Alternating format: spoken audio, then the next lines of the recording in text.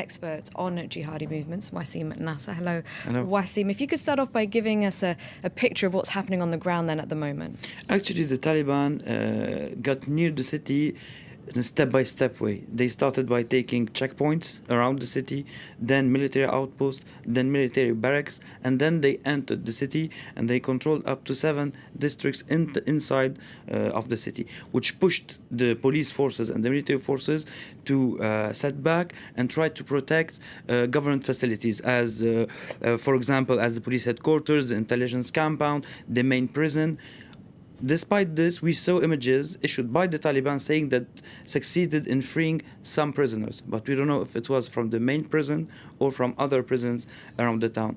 Anyways, fighting is still continuing, and we know that there was many failures for governmental forces. For example, from witnesses on ground, they said that the police forces didn't have the right ammunition to use during the siege. We know also, since the government was saying that the roads around the town weren't cut and the Taliban were effectively cutting the roads, that reinforcement didn't reach the city on a good timing. The military forces were forced to take a longer route, and they were ambushed all along this road. So the situation is very complicated on this level, and fighting is still ongoing. Those images we're seeing are issued by the Taliban themselves, showing them inside the city here in one of the squares inside the town, and it's a 12-minute compilation of footage, and we see in this footage how they took the region or the area, like in this step-by-step way, despite the fact that residents inside Ghazni were saying to the officials, Ghazni is 280,000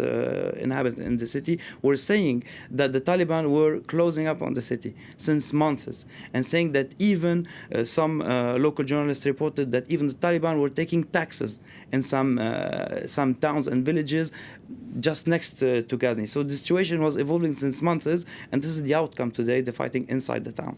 So it's a real embarrassment for the government. What does it say about the security situation in the country? It says that security situation isn't handled at all, and we can see a map that was made. The source is the Long War Journal, the American Long War Journal, and we see that the red districts are the contested districts, the gray ones are held by the Taliban, the yellow one are that the Taliban are claiming to handle, but we're not sure yet from other sources. So just by looking at the map, we see how the situation is complicated. We see where the town of Ghazni is situated, just next to Kabul, knowing that the road between the two towns is being cut by the Taliban now.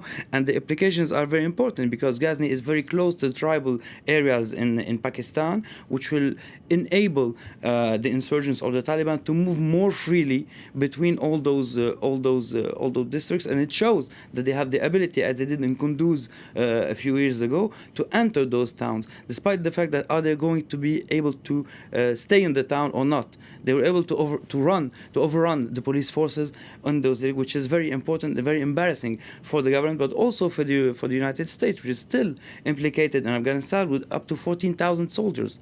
Today, special forces are fighting next to the Afghan army in Ghazni.